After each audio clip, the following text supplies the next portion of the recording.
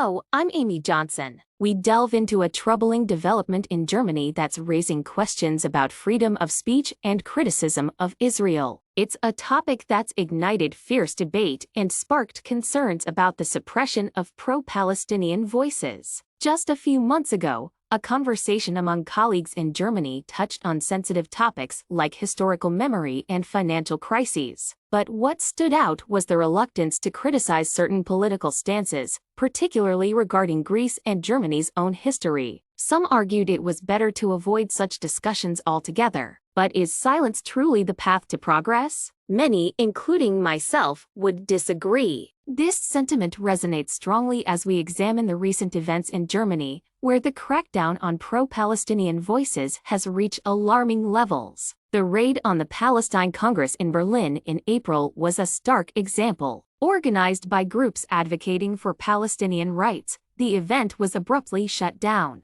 Keynote speakers, including former Greek finance minister Yanis Varoufakis, were banned from speaking in Germany, raising serious questions about freedom of expression. The incident underscores a worrying trend where any criticism of Israel's actions, particularly regarding Gaza, is swiftly labeled as anti-Semitic. This blanket approach to dissent stifles meaningful debate and undermines the principles of free speech. It's especially troubling when juxtaposed with the tolerance shown towards far-right figures who support Israeli policies, despite their own histories of anti-Semitism. The suppression of pro-Palestinian voices isn't confined to isolated incidents. It's part of a broader pattern that's emerged over the past year. Artists, intellectuals, and activists who've dared to speak out have faced consequences ranging from forced resignations to legal action. The message is clear: criticism of Israel will not be tolerated. But what's driving this crackdown?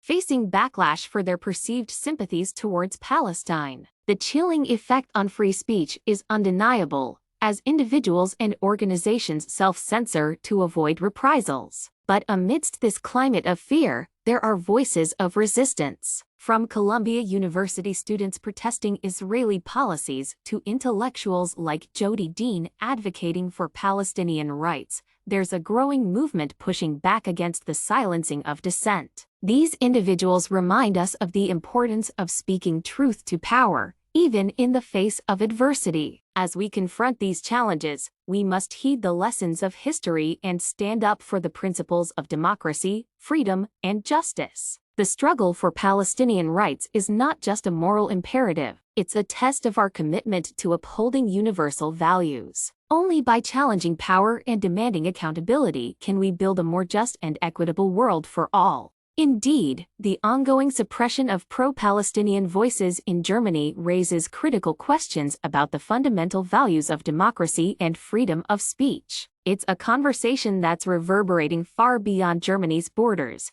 prompting reflection on the state of civil liberties in our interconnected world. The events in Germany serve as a stark reminder that the fight for Palestinian rights is not just a regional issue. It's a global struggle for justice and human rights. As individuals, communities, and nations grapple with the complexities of this conflict, it's imperative that we uphold the principles of open dialogue, dissent, and solidarity. In closing, let us remember the words of Edward Said: "Never solidarity before criticism.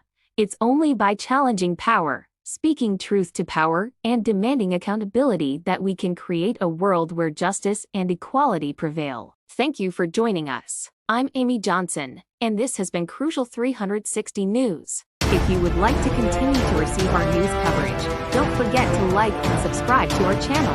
Farewell for now.